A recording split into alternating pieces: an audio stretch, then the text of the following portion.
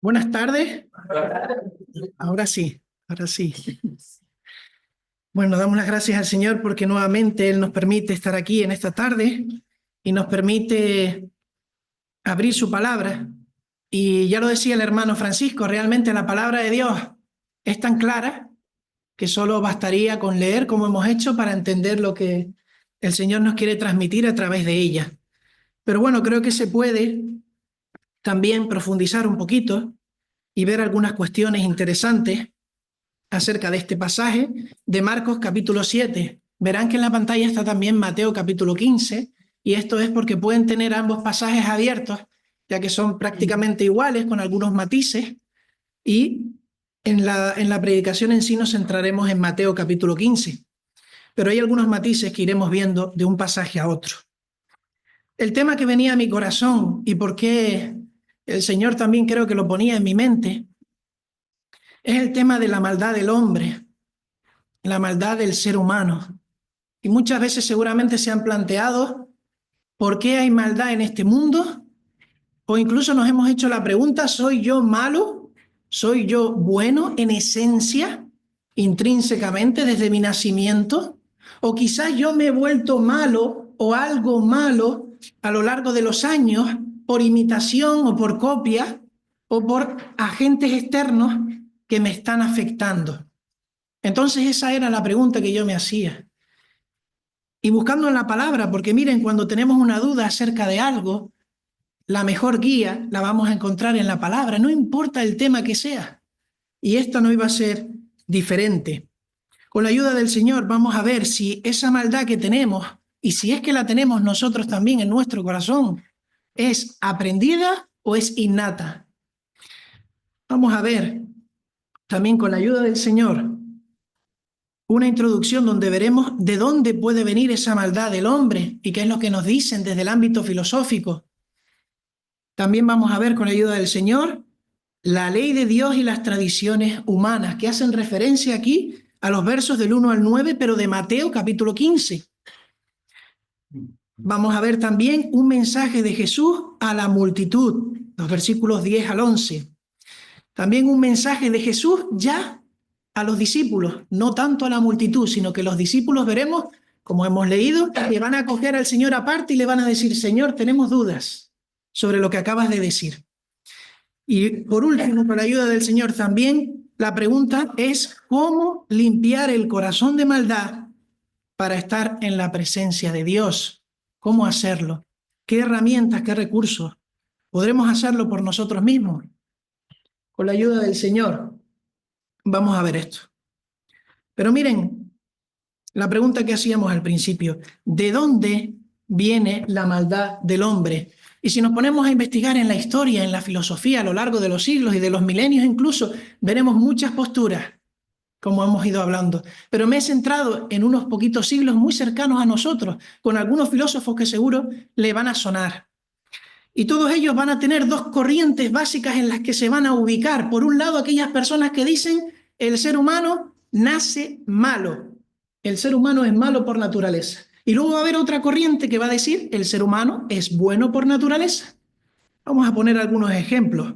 No sé si conocen a Nicolás Maquiavelo allá por el siglo XV. La expresión seguro que sí la conocen. Una persona maquiavélica, ¿verdad? Una persona que siempre está pensando en hacer algo malo, que vive para hacer lo malo. Pues esta persona, que era de origen italiana, señala que el ser humano es vil por naturaleza. Seguramente habrán escuchado eso por la calle. No solo somos malos, sino que tenemos que ser malos. Porque aquí los listos son los malos. Aquí los que avanzan son los malos. Si tú eres bueno, eres un ingenuo. Así que no solo somos malos por naturaleza, sino que hay que fomentar la maldad, porque así es el sistema. Y ahí está la virtud del ser humano. Pero miren, no solo está Maquiavelo, también está Thomas Hobbes, un siglo después, o 2 siglos después, siglo XVII. ¿Qué nos diría este personaje inglés? Este hombre afirma que el hombre es un lobo para el hombre. El hombre es un lobo para el hombre. Es una idea similar. Dice que lo que impera en el ser humano siempre es la búsqueda de la guerra constante. El hombre no puede estar en paz. Y él decía, ¿por qué? Pues miren, porque el ser humano es tan agresivo y tan egoísta que si yo veo a mi vecino tener o sostener una manzana en su mano, yo la quiero y se la voy a quitar. Así definía él cómo es el comportamiento del ser humano. Yo lo veo, yo lo quiero. Pues bien, esto puede ser una de esas líneas de pensamiento, hay muchos más ejemplos.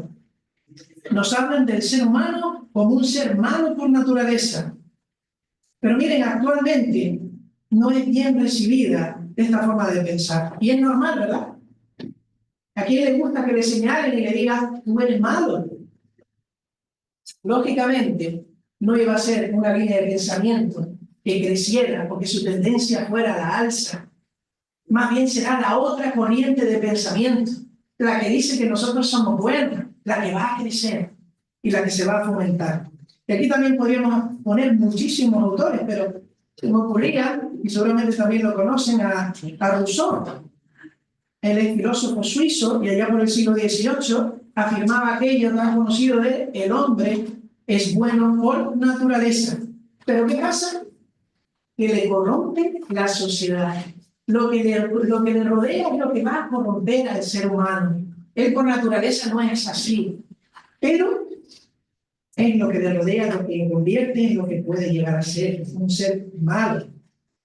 Así que, de tal forma, muchos y cada día más se suman a esta última corriente que afirman que la maldad no está en el hombre, sino que llega al hombre a través de diferentes factores. Sería también Rousseau uno mismo de los que impulsarían numerosas reformas educativas. Y aquellos que nos movemos por ese ámbito, entendemos que la educación está bien y es necesaria, pero que no va a ser el cambio que se pretende hacer con ella. Y ahí está la prueba de tantas reformas educativas cada ciertos años. Pero ponemos la esperanza en que una reforma educativa cambiará lo más profundo del ser de las personas. Y habrá un modelo de sociedad que dista mucho de lo que hay ahora. Eso es lo que nos dicen. Así que uno de los factores que vemos hoy en día es la educación. Es que la educación que ha recibido esta persona, por eso es así, a saber qué educación ha tenido. Y por eso es malvado. Quizás ni ha tenido educación. Pero miren, no solo ese énfasis en la educación, también se habla de otros factores para construir un mundo mejor y para respetar al prójimo en verdad. Otros comentan que es los medios de comunicación. No es nuevo, ¿verdad? El tema de la radio, la televisión, pero en nuestros días, las redes sociales, los influencers, los streamers, esas personas que están influyendo constantemente con valores dudosos y que no tienen certezas claras. Quizás Internet, quizás la era digital en la que vivimos, que apenas hemos llegado a conocer algo y ya sale algo nuevo. Esto nos asedia. Y este mundo posmoderno que busca lo provocativo, que llama a lo antiguo malo, sin conocerlo, sin investigarlo, sin respeto, y a lo nuevo siempre lo mejor. Pues miren, estaremos seguramente de acuerdo en una parte con esto. Seguramente una parte nos dirá que siempre hay que buscar un modelo mejor. Pero la pregunta que estamos haciendo aquí, que el hermano Francisco ha leído, es mucho más profunda que hacer un cambio superficial en un sistema educativo o cambiar un medio de comunicación buscando más transparencia o claridad. Estamos hablando de la maldad y de dónde proviene, si es del propio ser humano o de fuera del ser humano. Y la pregunta es, ¿qué dice Dios sobre esto? Así que la Biblia, como decíamos antes, siempre va a ser el mejor recurso al que acudir. Vamos a leer los versículos del 1 al 9 de Mateo, en este caso, que nos van a hablar acerca de este primer punto. Tradiciones humanas, ¿verdad? De la ley de Dios. Mateo capítulo 15. Y vamos a empezar contextualizando el pasaje. ¿Cuándo ocurre y por qué ocurre? Y miren, dice los primeros versículos, sobre todo el versículo 1 de Mateo 15, que entonces se le acercaron a Jesús ciertos escribas y fariseos de Jerusalén. Y lo que ellos van a decir es, ¿por qué tus discípulos quebrantan la tradición de los ancianos? Porque no se lavan las manos cuando comen pan. Y lo primero que nos damos cuenta es que, ¿de dónde vienen estas personas, estos líderes religiosos? No vienen de la ciudad o el pueblo de al lado, vienen desde Jerusalén, Y si vemos en el mapa, he señalado las 3 provincias, Galilea en rojo arriba, que es donde el Señor se está moviendo en este pasaje. Y esta mañana el hermano Manolo nos habló acerca de, pues justamente un capítulo antes, en Marcos, donde se dirigía al lago de Genesaret. Y de ahí estaba el Señor Jesús que iba a partir en Galilea, donde está la estrella, de abajo hacia la estrella de arriba. Esa era la idea del Señor, irse a Tiro y a Sidón. Pero en lo que iba, vinieron estos fariseos, estos escribas, y enfrentaron al Señor. Y fíjense dónde está Jerusalén, abajo, en Judea. Así que no venían de paso, venían como una comisión, pues ya la fama del Señor había aumentado. ¿Y quién es este palabrero que hace milagros y que dice cosas que van en contra de lo que nosotros enseñamos? Lo cierto es que fueron al Señor y no fueron a felicitarlo. Fueron a decirle que por qué sus discípulos quebrantaban la tradición de los ancianos. ¿Por qué no se lavaban las manos cuando comían pan? Aquí hay algunas referencias de los lugares, seguramente les sonará. En cuanto a Judea, Jerusalén, Belén, donde nació el Señor Jesús, y Betania, donde también estaba, ¿verdad?, la casa de Lázaro. Y sin embargo, en Galilea vemos que estaba Nazaret, donde el Señor se crió, o Capernaum, donde era la ciudad donde el Señor siempre transitaba para ir de un sitio a otro. Pero vamos a ir al primer punto. La ley de Dios, por un lado, y por otro lado, vamos a ver las tradiciones. La tradición, ¿qué es una tradición? Si yo les consulto a ustedes ahora, ¿qué es una tradición? Y surgen muchas preguntas. ¿La tradición es algo que es bueno de por sí? ¿La tradición es algo que es malo? ¿Qué es una tradición? ¿Hay que respetar todas las tradiciones? Pues miren, la tradición constituye una forma de conducta que va pasando de generación en generación. Es decir, lo que yo veo en mis mayores, lo replico, porque ellos se han encargado de enseñármelo y de decirme que tiene que ser así. Eso es una tradición. Se transmite a través del tiempo. Y esto implica también que tenga que existir un grupo. Pues miren, cualquier tipo de grupo. Puede ser familiar y es una tradición familiar. Puede ser religioso y es una tradición religiosa. O puede ser cultural, ¿verdad? Así que la tradición es un elemento necesario para conservar esa comunidad. Es un modo de comportamiento colectivo. Y ¿saben algo muy curioso de la tradición? Que la tradición tiene autoridad. La tradición en sí tiene autoridad. Porque un nuevo planteamiento que surja se contrasta con esa tradición. ¿Cómo se ha hecho de aquí para atrás? Así que la tradición tiene su autoridad. Se compara con la tradición lo que se hace. Hasta ahora, ¿cómo se ha hecho? Pero también la tradición no solo tiene ese punto de autoridad, también tiene una carga y un peso sobre los que están en el grupo. Porque si alguien se sale de lo tradicional, es señalado. Así que dentro de esta tradición, el Señor Jesús estaba saliéndose en parte de la tradición. Y ahora veremos de qué parte se estaba saliendo, porque no se estaba saliendo él de toda la tradición, sino de la tradición humana, del añadido, del sobrante, de lo que Dios no había mandado, sino eran leyes de hombre que ponían en los hombros de las personas y que era imposible agradar a Dios según esa ley que los hombres habían estipulado.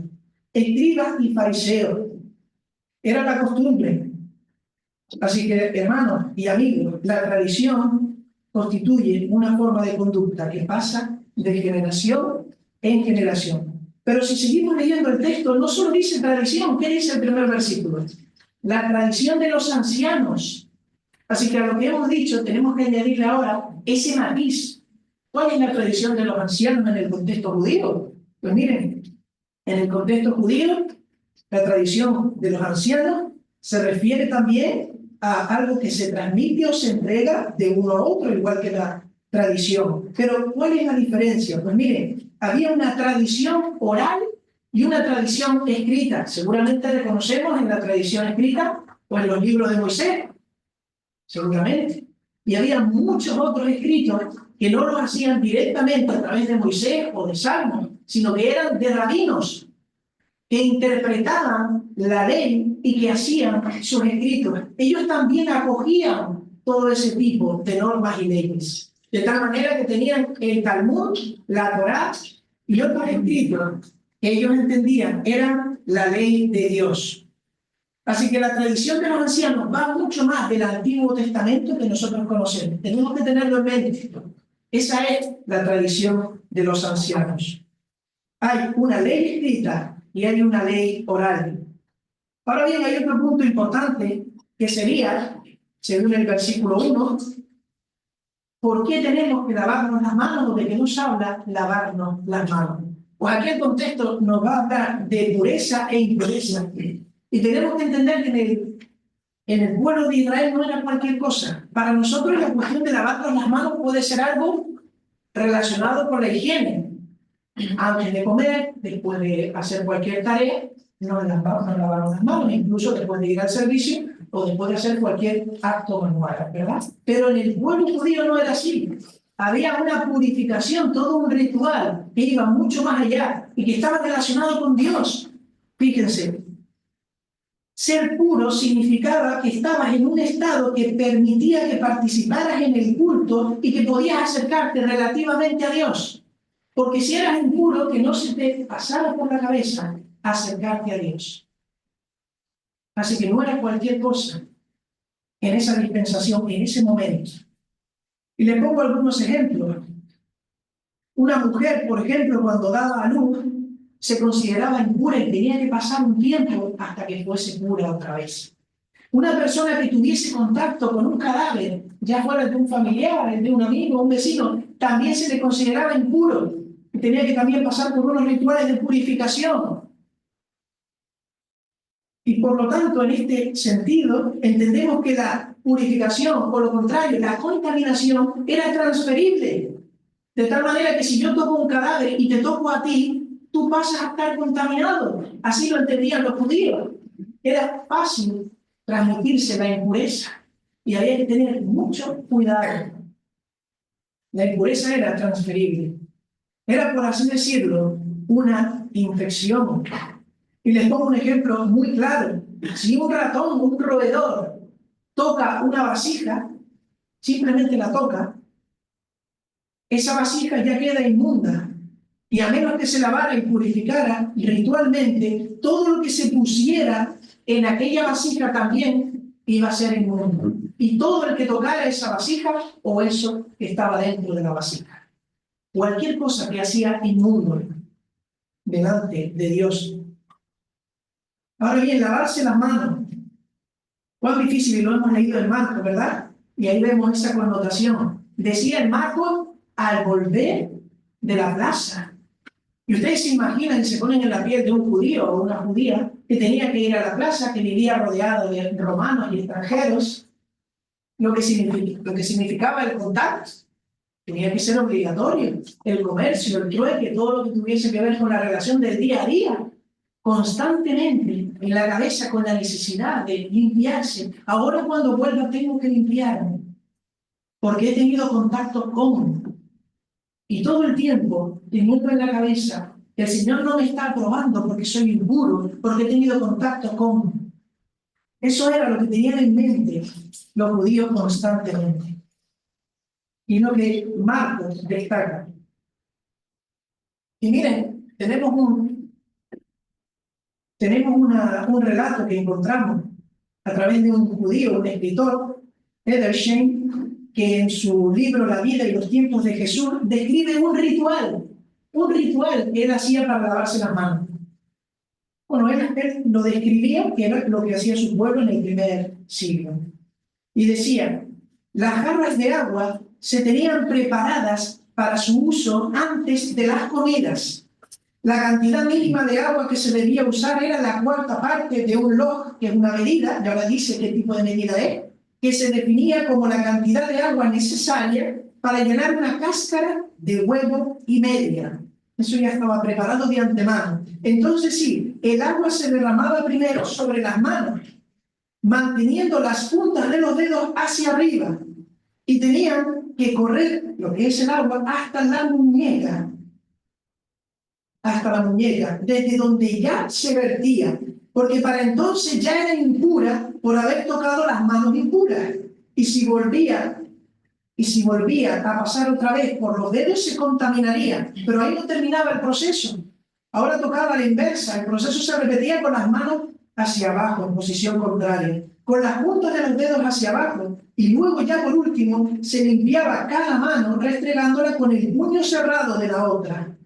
Un judío verdaderamente estricto hacía todo esto, pero miren, no solo una vez, constantemente. Y hasta cuando iba a comer tenía que hacerlo al principio, a los 2 platos de comida, y al terminar de comer. Así que imagínense lo que era ponerse en la piel de una persona que tenía que estar pura según todos los añadidos a la ley de Dios. Y ahora dejamos la pregunta. ¿La tradición es buena o es mala? Después de decir esto seguramente me dirán que es mala. Pero no, la tradición en sí no tiene por qué ser mala. Nosotros nos reunimos aquí tradicionalmente todos los domingos para adorar al Señor. No es malo. Pero hay tradiciones que son impuestas por los hombres que en verdad son y en verdad nos apartan y nos alejan de Dios. Por lo tanto, las tradiciones, cuando vienen del hombre, tenemos que tener mucho cuidado si no están amparadas en la palabra de Dios. Así que, ¿son buenas o son malas? En función. Hay varios ejemplos que nos vamos a saltar por amor al tiempo, que tendríamos doctrina sana dentro de esto en 1 Corintios, capítulo 11, versículo 2, o en la carta a los Tesalonicenses, capítulo 2, versículo 15, en la segunda carta, y capítulo 3, versículo 6. Pero aquellas, por ejemplo, que la Biblia nos habla, que se oponen a la verdad de Dios, podríamos encontrar en Gálatas, capítulo 1, versículo 14, o Colosenses, capítulo 2, versículo 11. Y miren, siempre existió, y a día de hoy también, una fuerte tendencia a confundir la tradición humana con la palabra inspirada de Dios, o a darle un valor desmedido a las cosas que nosotros proponemos como que deberían ser así. De tal manera que si alguien viene y nos dice que no debe ser así, nos ofendemos, cuando no está en la palabra de Dios que deba ser de esa manera. Así que tenemos que tener cuidado también con esto. Pero seguimos en nuestro texto. Versículo 2 de Mateo capítulo 15. ¿Por qué tus discípulos quebrantan la tradición de los ancianos? Porque no se lavan las manos cuando comen pan. Quebrantar, y aquí la palabra quebrantar significa ¿por qué pasan de largo? ¿Por qué no les importa? ¿Por qué ignoran? ¿Por qué no prestan importancia? Eso es lo que estaban diciendo aquellos líderes religiosos. No entendemos por qué ustedes no les dan valor a esto que para nosotros es tan importante como la propia Biblia, el Antiguo Testamento. Entonces Jesús recibe esa pregunta. ¿Y qué hace el Señor? En el siguiente versículo, el versículo 3, el Señor dice: ¿por qué también vosotros quebrantáis el mandamiento de Dios por vuestra tradición? Fíjense cómo el Señor, sin pelos en la lengua, les dice que por qué ustedes quebrantáis también, pasáis por de largo lo que Dios manda, por lo que ustedes añadís a la ley. Es decir, ustedes me están diciendo a mí por qué yo no hago caso de la añadidura de vosotros a la ley, de lo que no ha pedido Dios. Pero yo les estoy diciendo a ustedes por qué no cumplen lo que Dios les ha pedido para cumplir lo que ustedes quieren. Fíjense la respuesta del Señor Jesús. Y va a poner un ejemplo en el versículo 4 en adelante. Y el ejemplo que va a poner es: porque Dios mandó diciendo, honra a tu padre y a tu madre. Y esto lo sabemos, es un mandamiento. Y ellos también lo sabían. Pero miren el ejemplo que pone el Señor. El que maldiga al padre o a la madre muera irremisiblemente. Y sin embargo pasaba una cosa. Versículo 5, miren lo que decían ellos, los líderes religiosos. Pero vosotros decís ante esto: cualquiera que diga a su padre o a su madre, es mi ofrenda a Dios, todo aquello con que pudiera ayudarte. Ya no ha de honrar a su padre o a su madre, así que habéis invalidado el mandamiento de Dios por vuestra tradición. ¿Qué quiere decir esto? Pues miren, lo que quiere decir que en Marcos leyó bien Francisco, que era corbán. Corbán es un término arameo que utilizaba para excusarse. Y les voy a poner en situación: si mi padre y mi madre están pasando una situación de auxilio, delicada, dura, difícil, posiblemente económica, pero yo he hecho promesa a Dios que todo lo que tengo va a ir para Dios, se estaba produciendo corbán, decían los fariseos. Tú no puedes cambiar eso que has hecho promesa a Dios para dárselo a tus padres que están pasándolo mal. Y por lo tanto el Señor dice, estás invalidando el mandamiento de honrar a tu padre y a tu madre. Te lo estás poniendo como excusa que lo que tienes ya está reservado para, en este caso, el servicio a Dios. Pero investigando muchas veces no era así. Muchas veces no era para el servicio de Dios, era para ellos mismos. Sin embargo, el padre y la madre sufrían por esa situación. ¿Y saben qué pasaba? Que había algún judío o alguna judía piadosa que decía, me retracto de lo que he hecho. Entiendo que tengo que ayudar a mi padre y a mi madre. ¿Y saben lo que le decían los líderes religiosos? No puedes hacerlo. Ya te comprometiste con tu Dios y le has hecho promesa. Así que el Señor les está diciendo que están falsificando lo que Dios ha dicho. Están cambiando la ley de Dios por tradiciones humanas. Y ustedes me dicen a mí que no nos lavamos las manos antes de comer. Y el Señor es claro, versículos 7, 8 y 9 de Mateo 15, el Señor le dice, hipócritas, hipócritas. De alguna manera les está diciendo, quítense la careta, porque yo veo detrás de lo que ustedes aparentan. Hipócritas. Y no les recuerdan estas palabras muchas veces en el contexto en el que hemos vivido nosotros, no solo en España, sino en todo el mundo, lo que es el concepto de religión. Mira lo que dice el versículo 8. Este pueblo de labios me honra, mas su corazón está lejos de mí, pues en vano me honran, enseñando como doctrina mandamientos de hombre. Y no quiero hacer alusión a ninguna religión, pero seguramente tengamos todos en la cabeza más de una religión que se puede describir con estas palabras. Este pueblo de labios me honra, mas su corazón está lejos de mí. Pues en vano me honran, para nada me honran, enseñando como doctrina mandamientos de hombre. Y el Señor termina ahí, su respuesta a aquellos líderes religiosos. Aquellos líderes religiosos no respondieron, simplemente tuvieron que poner una cara desagradable. ¿Y por qué digo esto? Porque a continuación viene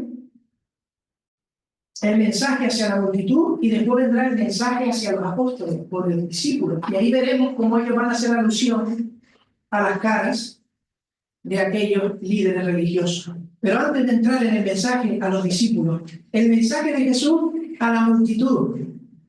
Versículos 10 y 11. Y llamando así a la multitud, una vez que responde esto a los líderes religiosos, dice ahora, llamando a la multitud, les dijo, oíd y entended, esto es importante, que no os engañen.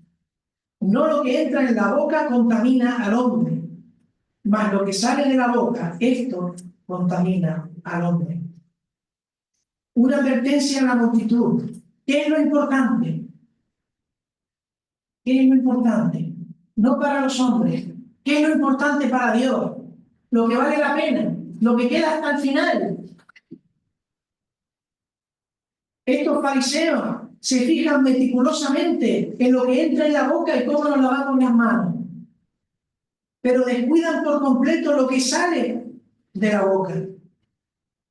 Y Jesús afirma justamente eso, que lo que entra en la boca no afecta, querido amigo, en esta tarde a tu condición espiritual, ni a que Dios te acepte o no en esta tarde, sino lo que sale de tu boca. Lo que sale de tu boca es lo verdaderamente importante, porque es lo que contamina. Y todavía parece un jeroglífico, porque ¿qué es lo que sale de la boca? Sino palabras. Pero el Señor está yendo mucho más allá, cuando ahora los discípulos le van a preguntar, Señor, explícanos esta parábola, porque es que no la entendemos. Y el Señor les dice, todavía no entendéis a estas alturas. Sabemos que lo que sale de la boca es lo que contamina, pero va a ir más allá ahora.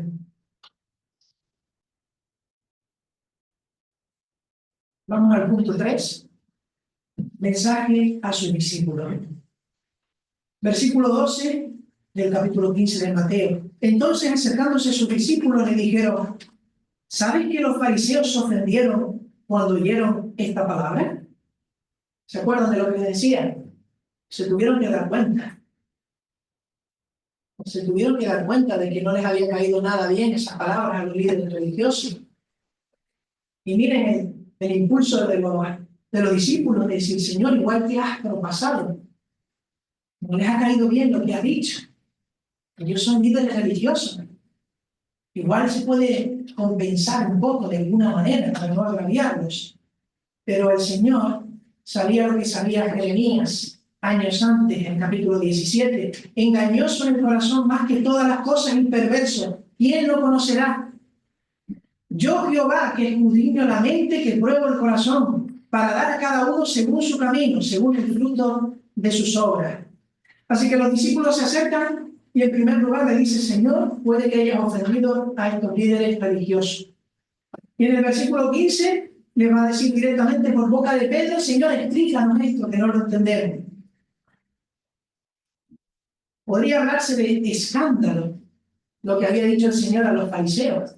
¿A quién se le ocurre decirle eso a un fariseo cuando le está pidiendo por qué no cumple las tradiciones? ¿Y saben lo que dice el Señor? Vamos a leerlo. A la primera pregunta o sugerencia, Señor, ¿has hecho enfadar a los fariseos? ¿Saben lo que responde el Señor? Vamos a leerlo, versículo 12, y la respuesta del Señor, 13 y 14. Entonces, acercándose sus discípulos, le dijeron, ¿sabes que los fariseos se ofendieron cuando oyeron esta palabra? Pero respondiendo él, dijo, toda planta que no plantó mi Padre Celestial será desarraigada. Y el 14, dejadlos. Es un imperativo, dejadlos. No insistáis. Son ciegos guías de ciego. Y si el ciego guiare al ciego, ambos caerán en el hoyo. Así que el Señor está siendo muy claro. Ellos no habían sido plantados por el Padre. Y lo que ellos decían y hacían no era encomendado por el Padre. Y ellos eran ciegos que estaban guiando a otros al abismo. Esa es la respuesta del Señor. Y entonces Pedro, versículo 15, dice, explícanos esta parábola. Y el Señor en el 16 les dice, ¿también vosotros sois aún sin entendimiento? Y ahora viene la parte, quizás de la explicación y del texto, donde nos habla claramente. Y podemos cerrar ese puzzle que veíamos antes con la expresión que dijo el Señor a la multitud. De la boca, ¿verdad? Lo que sale de la boca contamina. Pero ¿qué es realmente lo que sale de la boca? Lo que sale de la boca no es otra cosa que los alimentos. Pues no. Lo que sale de la boca es lo que está en el corazón. Lo que sale de la boca, del corazón sale. Y esto contamina al hombre. Del corazón sale. Y esto contamina al hombre. Si los alimentos no contaminan, Jesús responde, lo que sale de la boca sale del corazón. Y eso es lo que contamina. Y el corazón aquí no es el órgano, que todos conocemos, ¿verdad? Que bombea sangre, sino es la fuente corrompida de los motivos y deseos humanos, donde se crea todo como una fragua, donde se hace el experimento dentro de nuestro corazón de todo lo malo, y que al final eso se convierte en pensamientos, en actos, en acciones, que todos los que estamos aquí hemos vivido en primera persona, porque han salido previamente de nuestro corazón para que se hiciesen realidad. Y yo no sé lo que has hecho tú hoy, o lo que has podido hacer de aquí para atrás, pero yo sí sé lo que he hecho, así que puedo hablar en primera persona, que en el corazón del hombre está y reside la maldad del hombre y la mujer. Dice el versículo 18, pero lo que sale de la boca del corazón sale, y esto contamina al hombre. ¿Y qué es lo que sale? Versículo 19, porque del corazón salen los malos pensamientos. Y fíjense cómo todo empieza con los pensamientos. Y empezamos a darle vueltas a algo que sabemos que no debemos hacer, pero terminamos haciéndolo, si seguimos pensando en ello. Del corazón salen los malos pensamientos, los homicidios, los adulterios, las fornicaciones, los hurtos, los falsos testimonios, las blasfemias. Estas cosas son las que contaminan al hombre, pero el comer con las manos sin lavar no contamina al hombre. Lo que contamina al hombre es lo que tenemos y alberga nuestro corazón. Que en la Biblia se llama con una palabra muy antigua y casi no se escucha ya, que es pecado. Pero al final es la maldad la que hace que tengamos pecado. Es la facilidad para errar y darle la espalda a Dios y decir, no te necesito. El pecado, la maldad que tenemos en nuestro ser. Y llegamos al final de la exposición.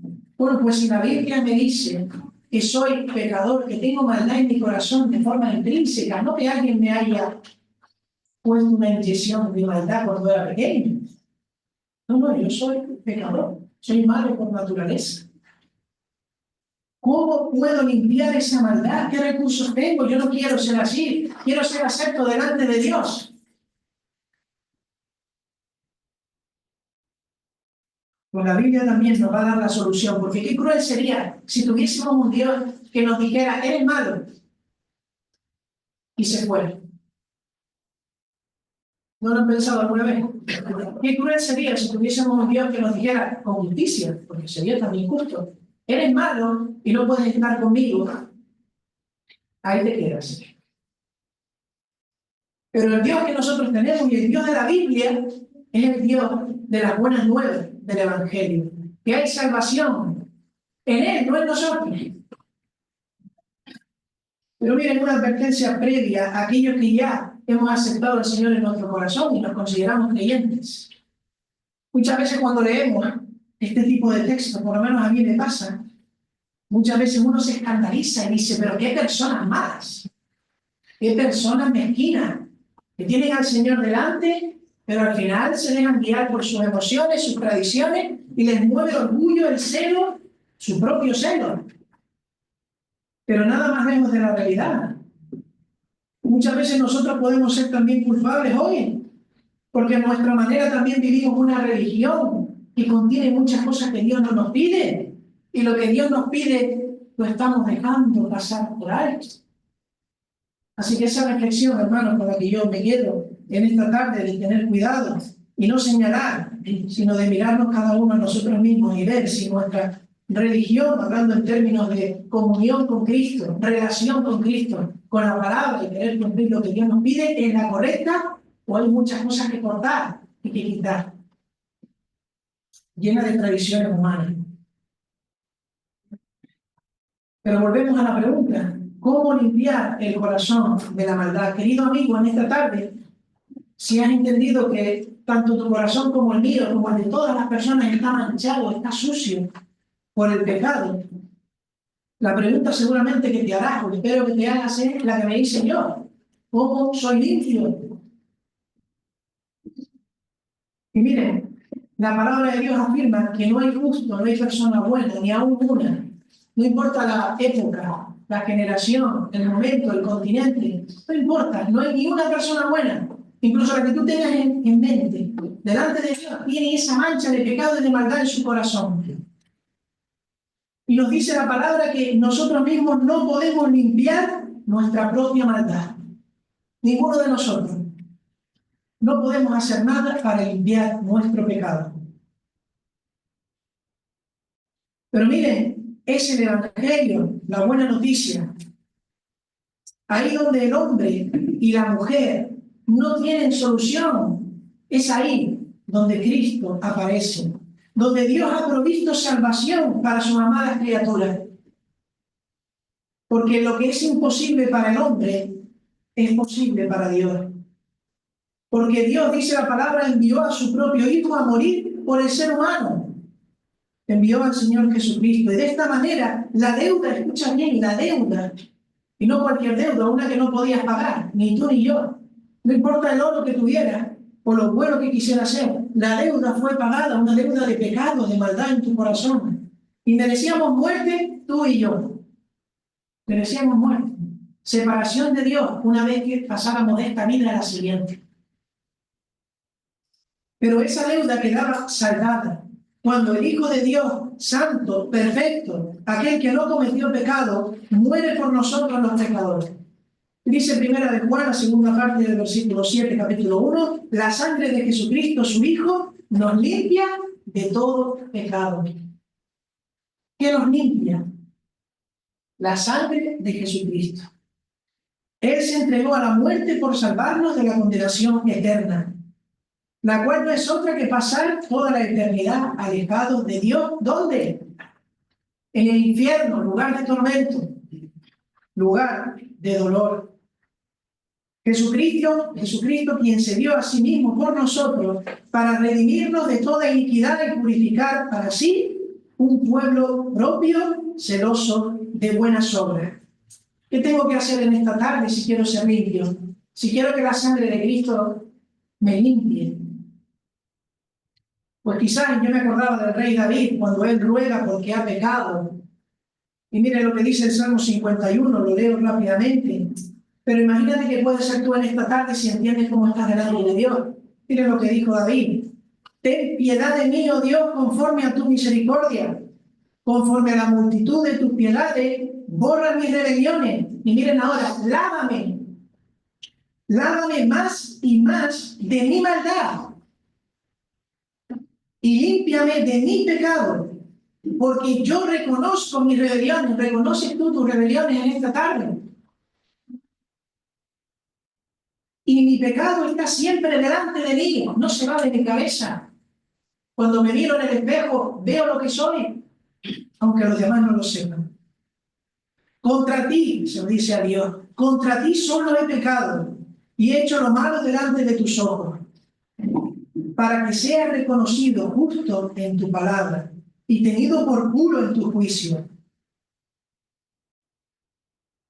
Versículo 6. Tú amas la verdad en lo íntimo, y en lo secreto me has hecho comprender sabiduría. Purifícame y seré limpio. Lávame y seré más blanco que la nieve. Y termina diciendo, versículo 10, crea en mí, oh Dios, un corazón limpio y renueva un espíritu recto dentro de mí. En esta tarde, amigo o amiga, quieres que Dios haga eso contigo si no lo ha hecho aún. Crea en mí, oh Dios, un corazón limpio y renueva un espíritu recto dentro de mí. Porque mira, solo así vas a poder ver a Dios y solo así vas a poder ser limpio. No hay otra manera, no hay otro camino. ¿Deseas pasar la eternidad junto a Dios al terminar tus días en este mundo? Pídele a Dios que te limpie por medio de la sangre de su Hijo. Porque dice, bienaventurados los de corazón limpio, porque ellos verán a Dios. Solo aquellos que tienen el corazón limpio, y ni tú ni yo podemos limpiar. Aquellos dirigentes religiosos que enseñaban que teníamos que limpiarnos externamente. Límpiate las manos, purifícate, no te roces con nadie. Pero el Señor Jesús dice que no, y eso no sirve para nada. Es el corazón el que tiene que ser purificado. La pregunta es, ¿acaso no tienes tu pecado en esta tarde, querido amigo, querida amiga? ¿No tienes pecado en esta tarde? ¿Sabes lo que dice la palabra? Y casi vamos a terminar. Dice la palabra que si decimos que no tenemos pecado, nos engañamos a nosotros mismos y la verdad no está en nosotros. Es decir, somos unos mentirosos. Pero también dice que si confesamos nuestros pecados, si confesamos a Dios nuestros pecados, Él es fiel y justo para perdonar nuestros pecados y limpiarnos de toda maldad. Así que, ¿qué vas a hacer en esta tarde? ¿Vas a seguir viviendo ajeno a lo que Dios te pide? ¿Vas a seguir engañándote, mintiéndote a ti mismo? ¿O vas a confesar tus pecados delante de Dios? ¿Qué camino vas a tomar en esta tarde? Terminamos recordando la palabra de fe que predicamos, que no es otra que la que dice que si confesares con tu boca que Jesús es el Señor y creyeres en tu corazón que Dios le levantó de los muertos, serás salvo. Porque con el corazón se cree para justicia, pero con la boca se confiesa para salvación. Pues la Escritura dice, todo aquel que en Él creyere, en Jesucristo, no será avergonzado. Si estás aquí ahora avergonzado, imagínate cuando estés delante de Dios.